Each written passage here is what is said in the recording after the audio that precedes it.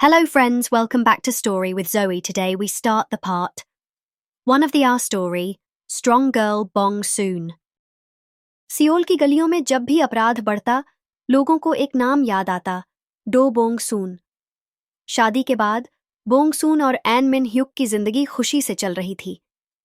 Bong सून अभी भी अपनी ताकत को अच्छे कामों में लगा रही थी, लेकिन अब उसकी जिंदगी में एक नया रोल भी जुड़ गया था, एक पत्नी और शायद जल्द ही कुछ और भी। जाइमसॉफ्ट कंपनी अब और बड़ी हो चुकी थी और मिन ह्युक अपने बिजनेस को नए लेवल पर ले जाने में व्यस्त था। बोंग सून ने भी अपने सुपर पावर्स का सही इस्तेमाल करने के लिए एक सीक्रेट ट्रेनिंग प्रोग्राम शुरू किया ताकि वो अपनी ताकत को और अच्छे से कंट्रोल कर सके। लेकिन जिस शांति में वे रह रहे थे, वह ज्यादा समय तक टिकने वाली नहीं थी। एक रात जब बोंग सून अपने घर में आराम कर रही थी, तभी टीवी पर एक चौंकाने वाली खबर आई। सियोल में रहस्यमयी हमले बढ़ते जा रहे हैं। पुलिस का कहना है कि यह कोई आम अपराधी नहीं है, बल्कि कोई ऐसा व्यक्ति है जिसके पास असाधारण ताकत है। बोंग सून की आंखें चौड़ी हो गईं। कोई और भी है जिसके पास मेरी तरह की ताकत? मिन ह्युक ने बोंग सून की ओर देखा। यह गंभीर मामला लग रहा है, बोंग सून। अगर कोई और तुम्हारी तरह की शक्ति रखता है और उसे गलत तरीके से इस्तेमाल कर रहा है, तो यह खतरनाक हो सकता है। बोंग सून ने गहरी सांस ली। मुझे पता लगाना होगा कि यह कौन है। अगली रात बोंग सून सियोल की गलियों में निकली। वह उस जगह पहुंची जहां हाल ही में हमला हुआ था। वहां के गवाहों ने बताया कि हमलावर का चेहरा ढका हुआ था, लेकिन उसकी ताकत इंसानी नहीं थी। तभी अंधेरे में एक परछाई हिली। बोंग सून मुड़ी, लेकिन जैसे ही उसने प्रतिक्रिया दी, एक तेज झटका उसके सामने की दीवार पर पड़ा। धड़ाम! एक नकाबपोश व्यक्ति सामने खड़ा था। उसकी आंखों में अजीब सी चमक थी। तुम कौन हो? बोंग सून ने सख्त लहजे में पूछा। उसने बस हल्की सी हंसी हंसकर कहा, तुम्हारी तरह ही कोई, लेकिन मुझसे टकराने की कोशिश मत करना वरना पछताओगी। और फिर इससे पहले कि बोंग सून कुछ कर पाती, वह हवा में कूदकर गायब हो गया। बोंग सून ने अपने हाथ की मुट्ठी भींच ली। अब देखना, मैं तुम्हें ढूंढ निकालूंगी। बोंग सून का दिल जोर से धड़क रहा था। कोई और भी मेरी तरह ताकतवर हो सकता है, लेकिन कैसे? उसका दिमाग सवालों से भरा हुआ था, लेकिन अब उसे जवाब चाहिए थे। वह सीधा मिन ह्युक के पास गई।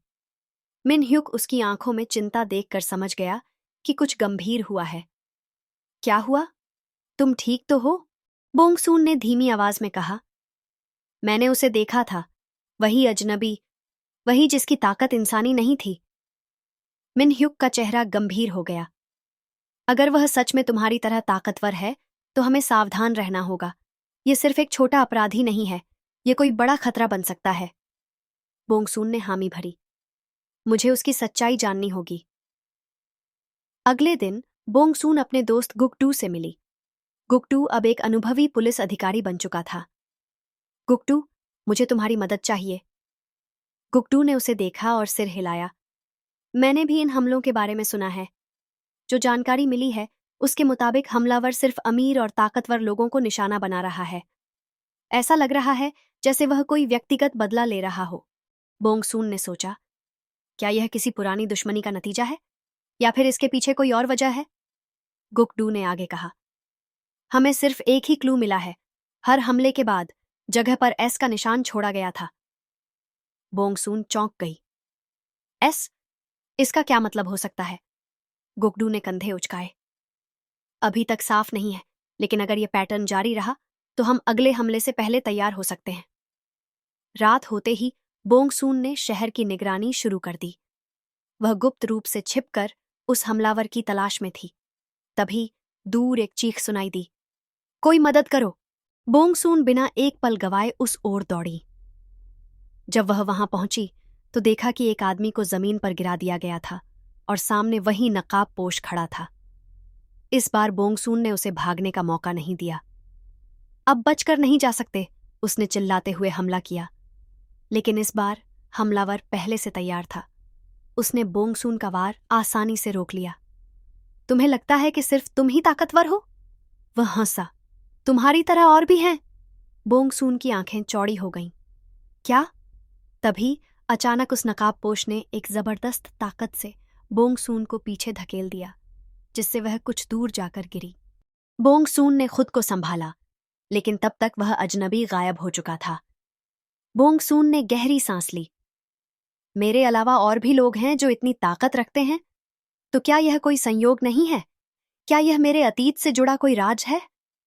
अब यह सिर्फ एक लड़ाई नहीं रही थी, ये एक सच्चाई को खोजने की जंग बन चुकी थी। बोंगसून घर वापस आ चुकी थी, लेकिन उसका दिमाग अब भी उसी अजनबी पर अटका था। मेरी तरह और भी लोग हैं? यह कैसे मुमकिन है? मिन ह्युक ने उसे परेशान देखा और उसके पास आकर बैठ गया। बोंगसून, तुमने जो बताया, अगर और भी लोग तुम्हारी तरह ताकतवर हैं, तो यह कोई छोटी बात नहीं है। हमें सच का पता लगाना होगा। बोंगसून ने गहरी सांस ली।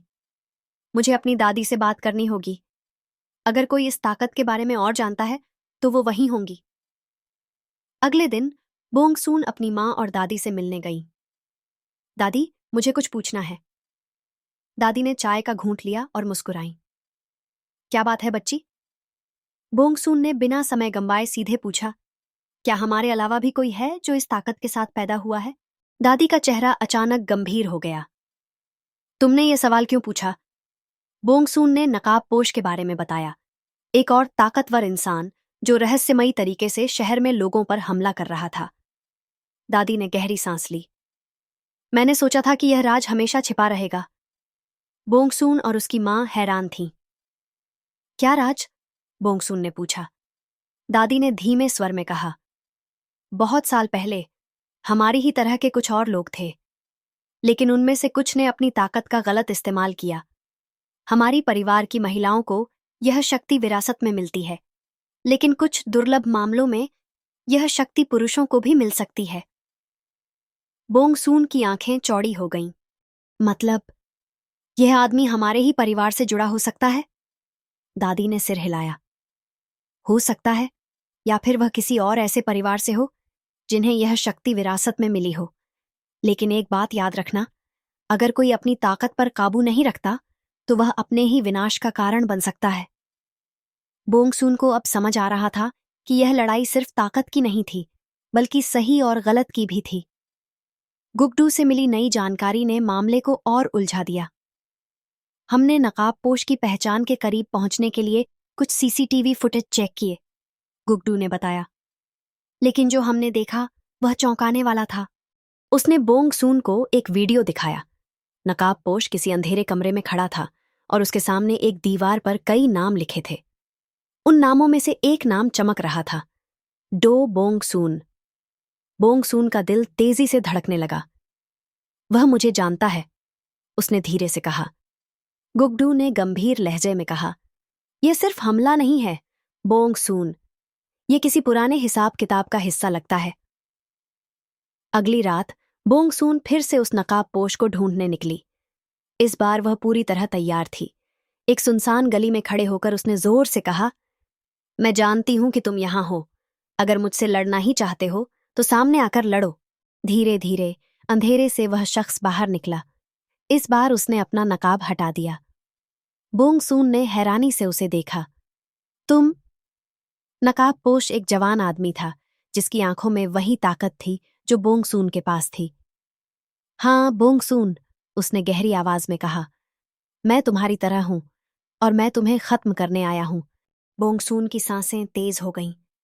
सामने खड़ा शख्स उसे एक अजीब सी नजर से देख रहा था, एक ऐसी नजर जिसमें नफरत भी थी और कुछ छिपा हुआ दर्द भी। तुम कौन हो? बोंगसून ने गहरी आवाज में पूछा। उसने हल्की मुस्कान दी और कहा, मेरा नाम सियो जून है और मैं सिर्फ तुम्हारा दुश्मन नहीं, तुम्हारे अतीत का एक हिस्सा भी हूं। बोंगसून के माथे पर शिकन पड़ गई। मेरा अतीत? मैं तुम्हें नहीं जानती। सियो जून की आंखों में एक चमक आई। क्योंकि तुम्हारे परिवार ने हमेशा सच को छिपाया है। मैं भी तुम्हारी तरह जन्म से ताकतवर था, लेकिन मुझे अलग कर दिया गया। मुझे एक ऐसे इंसान की तरह बड़ा किया गया जो इस शक्ति के लायक नहीं था। लेकिन अब मैं यहां हूं अपने हक को वापस लेने के लिए। बोंग सून को समझ नहीं आ रहा था कि यह सब क्या चल रहा है। तुम्हारा हक? तुम मुझसे बदला क्यों लेना चाहते हो? सियो जून ने एक गहरी सांस ली और कहा, क्योंकि तुम्हारे परिवार ने मुझे ठुकरा दिया था और अब मैं इस ताकत का असली हकदार साबित होकर तुम्हें हरा कर दिखाऊंगा। बोंग सून को यकीन नहीं हो रहा था। तुम्हारी लड़ाई मुझसे नहीं, उस सिस्टम से है जिसने तुम्हें छोड़ा। मैं तुम्हें नुकसान नहीं पहुंचाना चाहती। लेकिन सियो जून ने उसकी बात नहीं सुनी। उसने तेजी से हमला किया और बोंग सून ने मुश्किल से खुद को बचाया। धड़ाम! बोंग सून एक कार के ऊपर गिर गई। इतनी ताकत, वह मेरी ही तरह है। लेकिन बोंग सून ने भी हार नहीं मानी। वह उठी और पूरी ताकत से जवाबी हमला किया। सियो जून का शरीर हवा में उछल गया और दूर जाकर गिरा, लेकिन वह तुरंत उठ गया और हंसा। बोंग सून, ये तो सिर्फ शुरुआत है। इतना कहकर वह अंधेरे में गायब हो गया। बोंग सून अपने घर लौटी तो मिन ह्युक ने चिंता से पूछा, क्या तुम ठीक हो? बोंग सून ने सिर हिलाया। मुझे अब अपनी दादी से पूरी सच्चाई जाननी होगी। अगर यह सच है कि हमारे परिवार ने कुछ छिपाया है, तो अब और नहीं।